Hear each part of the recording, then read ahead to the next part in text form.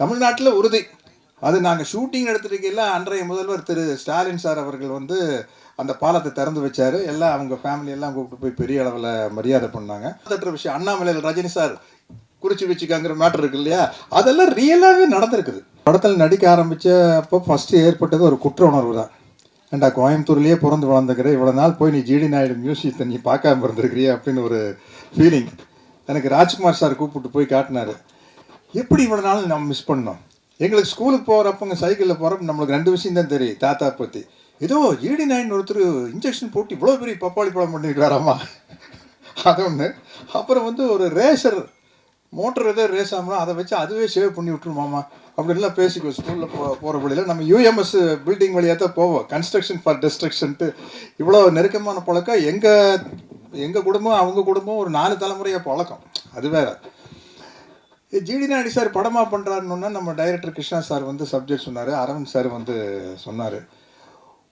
ஒவ்வொரு சீரும் நடிக்கும்போது ஏய் நிஜமாவே இப்படி நடந்திருக்குதா அப்படிங்கிற மாதிரி. ஏன் இந்த படம் கமர்ஷியலாக பெரிய ஹிட்டானா, ஒரு சராசரி கமர்ஷியலான ஒரு சக்ஸஸ்ஃபுல் படத்தில் என்னென்ன எலிமெண்ட் இருக்குமோ அந்த எலிமெண்ட்டை விட இது அதிகமாக இருக்குது. ஒரு சேலஞ்ச் இருக்குதா, தட்டுற விஷயம் அண்ணாமலையில் ரஜினி சார் குறிச்சி வச்சுக்காங்கிற மேட்டர் இருக்கு இல்லையா, அதெல்லாம் ரியலாகவே நடந்திருக்குது.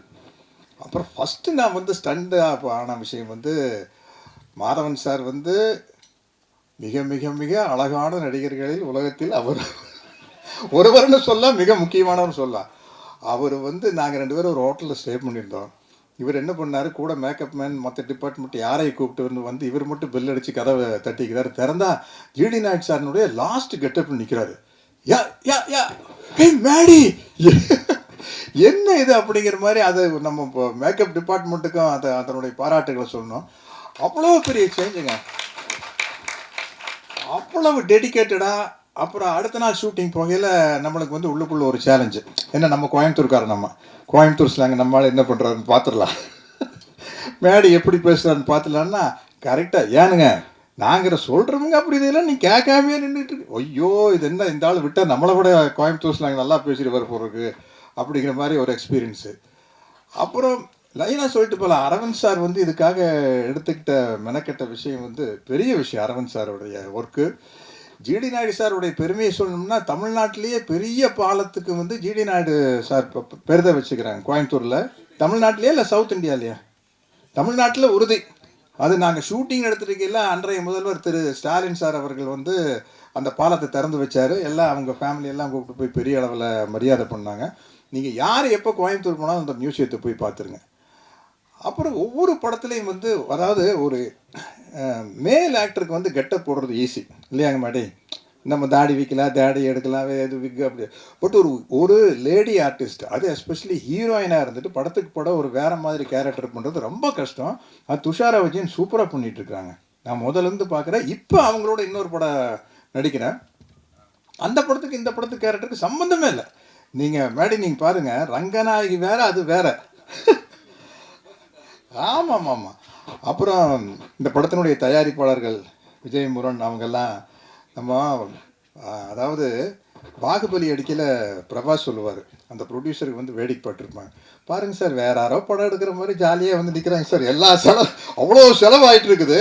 அவர் வந்து அந்த ப்ரொடியூசர் வந்து யாரோ படம் எடுக்கிறாங்கப்பா, அவர் ரொம்ப செலவு பண்ணியில்ல அப்படிங்கிற மாதிரி. அதே மாதிரி தான் இவங்க ரெண்டு பேரும் இருக்கிற சந்தோஷத்தை பார்த்தா வேற யாரோ எக்கச்சக்கமாக செலவு பண்ணி எடுத்து இவங்க வந்து ஜாலியாக வேடிக்கை போட்டு நல்லா மாட்டினாயா அப்படிங்கிற மாதிரி ஒரு. ஆனால் இந்த படம் வந்து உலகம் பூரா பெரிய அளவில் ஒரு சாதனை பண்ணுங்க. ஏன்னா வந்து அவருக்கு ஜிடி நாயுடு சாரை வந்து நம்ம சும்மா கோயம்புத்தூர்காரங்க, தமிழ்நாட்டுக்காரங்க, இந்தியாக்காரங்கன்னு சுருக்கவே முடியாது. அவர் வந்து எடிசன் ஆஃப் இந்தியான்னு போட்டிருக்காங்க. நம்ம எப்போவுமே வெளிநாட்டுக்காரங்களை அதிகமாக புகழ்வோம். அஃப்கோர்ஸ் சினிமாங்கிறது எடிசன் கண்டுபிடிச்சது தான். நான் வந்து சிகாகோவிலேருந்து நயாகரா ஃபால்ஸுக்கு போகிற வழியில் ஒரு லெஃப்ட் சைடில் ஒரு சின்ன கிராமம், அதுதான் வந்து எடிசன் பிறந்த கிராமம். போர்டு வச்சுருந்தது. எனக்கு ரொம்ப விஞ்ஞானிகளை மதிக்கணுங்கிற ஒரு எண்ணம் இருக்குது. ஒன்று அந்த கிராமத்துக்குள்ளே போனால் அவருடைய கண்டுபிடிப்புகளை எல்லாம் வச்சுக்கிறாங்க, எடிசனுடைய கண்டுபிடிப்புகள்லாம். அதை பார்த்துட்டு நம்ம ஜிடி நாயுடு சார் மியூசியத்தை வந்து ராஜ்குமார் சார் கூப்பிட்டு போய் காட்டினார். இது வந்து அதை தாண்டின விஷயம். உண்மையில் சொல்கிறேன், நம்ம வந்து நம்ம எல்லாருக்கும் ஆளரை தூக்கி விட்டுக்கலாம், அதை தாண்டின விஷயம். அதை வந்து நம்ம மேடி அவர் எடுத்து நடித்த விதம் என்ன, நிறைய ஸ்டேஜஸ் இருக்குது. ஒரு கிட்டத்தட்ட 25 வயசில் ஆரம்பிச்சிருமா கதை, ஆரம்பித்து அவருடைய டெத்து வரைக்கும் போகுது. எல்லாமே வந்து வித்தியாசமான கேரக்டர்ஸு. இந்த மாதிரி ஒரு பயோபிக்கை வந்து கிருஷ்ணா மாதிரி டைரக்டர்னால தான் அதை டிசைன் பண்ண முடியும். ரொம்ப ரொம்ப கஷ்டமான விஷயங்க. அதை சொல்லி அந்த குடும்பத்தில் அப்ரூவல் வாங்கி, எனக்கு இதில் வந்து ராமையா பிள்ளைன்னு ஒரு கேரக்டர். நான் கேரவானில் உட்காந்துருக்குறேன். என்கிட்ட அஸ்வின் வந்து சொன்னார், சார் ராமையா பிள்ளை ஃபேமிலி உங்களை பார்க்க வந்துருக்குறாங்க, அவர் பேரன் வந்திருக்காருன்னு. நான் பேரன்னா நானாக நினச்சிட்டு ஒரு 10 வயசு போய் ஆஃப் பேண்ட் போட்டு நின்றுருப்பார் அப்படின்னு. வெளியில் வந்து பார்த்தா அவர் கிட்டத்தட்ட என் வயசாச்சு, 65 வயசு 70 வயசு இருக்கும். அவர் வந்து, சார் நான் தான் ராமையா பிள்ளையுடைய பேர அப்படின்னு. அதுதான் என்னுடைய அந்த கேரக்டர் ராமையா பிள்ளைன்னு. அப்புறம் அவர் சொல்கிறாரு, சார் ராமையா பிள்ளை வந்து உங்கள் பெரியப்பா கிட்ட கணக்கு பிள்ளையாக இருந்தார் சார், அவர் தான் சார் ஜிடி நாயுடு சார் கிட்ட சேர்த்து விட்டார் எங்கள் தாத்தாவை அப்படின்னாரு. அவ்வளோ நெருக்கமான சீன்ஸு, இன்டர்வல் பிளேஸ்மெண்ட் சீன் எல்லாம் தெரிச்சிடும். இந்த இடத்துல வந்து என்னுடைய நண்பர் ஜெயராம் இல்லை, பின்னி பெடல் எடுத்திருக்காரு. அத்தனை பேரும் வந்து எக்ஸ்ட்ரானரியாக பண்ணியிருக்கேன். அதித்தி காம்பினேஷன் எனக்கு இல்லை, அதனால் கரெக்டாக என்ன சொல்கிறதுன்னு தெரியல. இந்த படம் வந்து கமர்ஷியலாக பயோபிக்லேயே வந்து மிகப்பெரிய வெற்றி அடைய அப்படிங்கிற நம்பிக்கை இருக்குது. இந்த படத்தில் நானும் இருக்கிறேன் அப்படிங்கிறது எனக்கு ரொம்ப மகிழ்ச்சியாகவும் ரொம்ப பெருமையாகவும் இருக்குது. இந்த படம் இவ்வளோ கிராண்டாக வந்ததுக்கு ரொம்ப முக்கியமான காரணம் ராஜ்குமார் சாருடைய, ஜிடி நாயுடு சாருடைய ஃபேமிலி சப்போர்ட் தான். ஏன்னா இப்போ நீங்கள் பார்த்த காருகள்லாம் இருக்குது, இந்த காருங்க இந்த எக்யூப்மெண்ட்டுக்கெல்லாம் நம்ம எங்கே போகிறது, ஆர்ட் டிபார்ட்மெண்ட்டில் சொல்லி செய்கிறதுனா பெரிய விஷயம். அந்த ஒரு ஆஸ்டின் ஒன்று பறந்து போகும்போது நான் இருட்டாடு, சார் என்ன சார் ஆன்டிக் காருக்கு வந்து விலையே இல்லை, நம்ம சொல்கிறதா விலை. சார் என்ன சார் ஆஸ்திரேலியெல்லாம் பறக்க விட்ருக்கீங்க, இது என்ன சார் சிஜியா ஏஐயா சார் அப்படின்னு. சார் ஒரிஜினலாக விட்டோம் சார் அப்படிங்கிறாரு.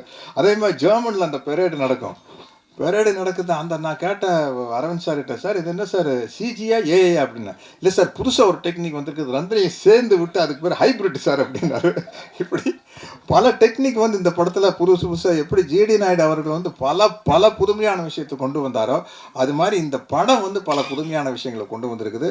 இந்த படத்தை வந்து உலகமே பார்த்து வியக்க போகுது. அதுக்கு காரணம் ஜிடி நாயுடு அப்படிங்கிற அவருடைய கேரக்டரும் மேடியினுடைய எக்ஸலண்ட் பர்ஃபார்மன்ஸ் தான். அவர் லைஃப்பில் வந்து இது ஒரு மைல் ஸ்டோன்னு சொல்லலாம். ராக்கெட்ரி படம் பார்த்தேன், கொஞ்சம் சுயநலமாக நம்ம ஊருக்காரர் இல்லை ஜிடி நாயுடு, கோயம்புத்தூர்காரருக்கு போது கொஞ்சம் எக்ஸ்ட்ரா 2 குட்டி போடுறதா.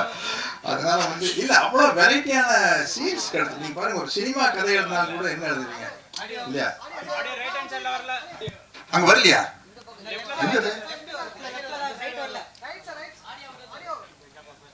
ஆடியோ வருதா?